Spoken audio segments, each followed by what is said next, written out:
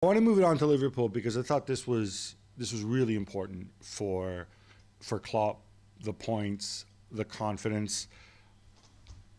I was really impressed by after a first half where you can turn one around. You're at home, you get absolutely battered. You say bad first half. I'm not even sure Liverpool were bad as much as it was Liverpool City being really, really good. Yeah, but the two go together. They do, but it's sometimes the other team batters you because you're bad, and sometimes it's because, did he do something different at the start of the second half, Nedum? Did they do something different? Yeah, or did it? Was it higher just to start with? They were far too deep in that first half. Was it just arousing? But were they deep, or did they choose to be deep? No, you see, Klopp said two things. Klopp said he spoke about this after the game, and one of the things he said was that they made it too easy for City, and the backline was too passive. And because the backline was passive, it meant that was what the field sentiment was all throughout the field. So when City were moving the ball, Liverpool were playing into their strengths. And he said they needed to be more aggressive in terms of the way that they would step out from the back and not encourage City to do what they want to do. And then obviously the fact that you're at home and you've done that in the first half, that'll play into it as well. But it was good because, as I say, Klopp was talking tactics. He was talking about closing this space, closing that space, doing this, doing that. And that's good because he's showing that he's a manager who can be reactive to what's going on the field because something needed to be changed, something needed to be done.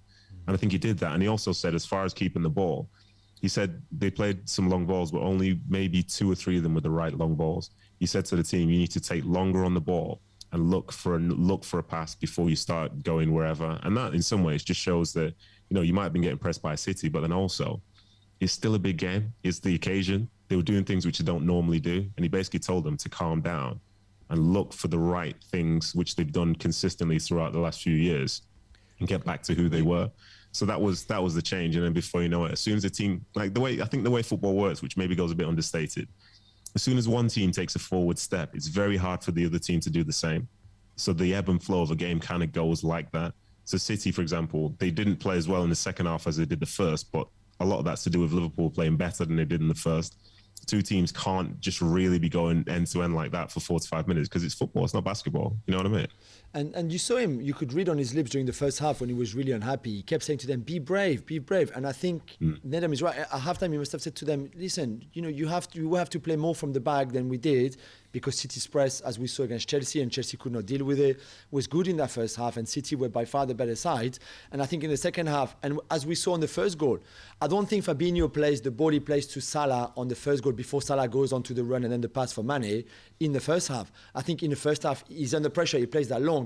Instead, he plays that to Salah's feet, and then it's Salah 1v1 with Cancelo. He goes the little dink over his leg, and then goes, the ball to Mane is perfect, and the Mane's run is perfect too. But I really don't think that goal happens in the first half. It's because Klopp said to them, be more brave, be braver, use the ball better. And I think they did that. And then the second goal, as we said, you can't, this is a goal from somewhere else. I think, though, if you're Liverpool, you come out of this feeling good about yourself, and not just because, like we said, the result and the fact that there was the Rodri block on Fabinho at the end, which could have given you 3 points. You're outplayed by maybe the best team in the world. You know that you came back, you got back into it, you came close to winning.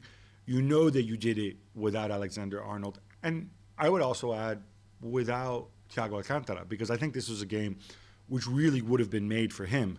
And having him in the middle of the pitch, we might have seen a different game. Or maybe wouldn't have taken that level of heroics from Salah. I mean, you saw when Trent is not there, how different the attack. It's completely different.